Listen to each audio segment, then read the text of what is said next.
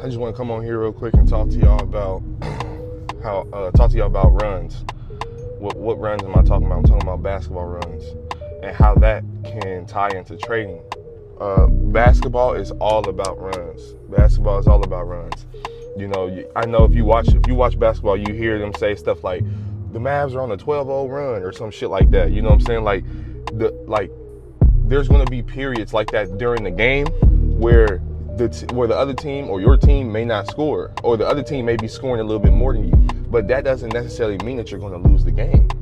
But see, when it comes to trading, we miss one shot, we miss one trade, and we're automatically starting to think, oh damn, you know, I suck. Oh shit, I'm a failure in my craft, in my profession. But when you think about it from a terms of basketball perspective, you know, Curry, he's a hell of a shooter, but the guy misses shots sometimes. Sometimes he misses big shots, but for the most part, he's really good at making shots. He's really good at making threes. But there's going to be times and periods where you don't make your shots. You have to be okay with that, because that's part of the game. Now, what else is also part of the game? Defense. So your objective is to not let the other team score as much points as you or more points than you.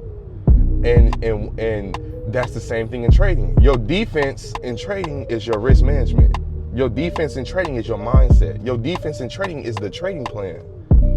And you have to have really, really fortified great defense in order for you to stop yourself and keep yourself from damaging yourself too much over those times where you're not making shots, over those times where you're not taking and being able to get those trades. So, you know, it's all about runs. It's all about runs. If you can get your mind in that perspective, I'm telling you, you can start being way more successful. I'm not saying that you're going to be successful right away, but you're going to change something in your mindset. You're going to start becoming more aware. So when you start becoming more aware, now it's easier for you to tackle that when you spot it. You feel me? Because you're familiar with it now. You know what I'm saying? You're looking for it now. Before you weren't looking for it because you didn't know that was the problem. But now, since you've been working, since you've been grinding, you understand what the problem is now. And so now you can attack it when it starts to come your way.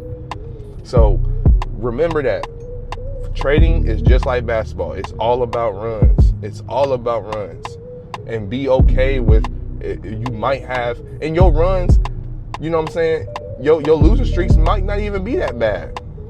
You may have 2 days of losing and then you get right back on the track. But a lot of us don't do that. We end up going into a snowball effect, which means it's like you take one loss and then that loss turns to two, because now you're second guessing your strategy. You have like PTSD now. So now every time the market goes against you, you're hopping out. So now you're eating like a bird, shitting like an elephant, which means you're taking small profits and then taking a full stop loss.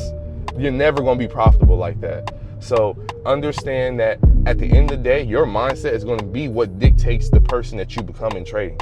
So if you ain't willing to grind, you ain't willing to shine. It's simple.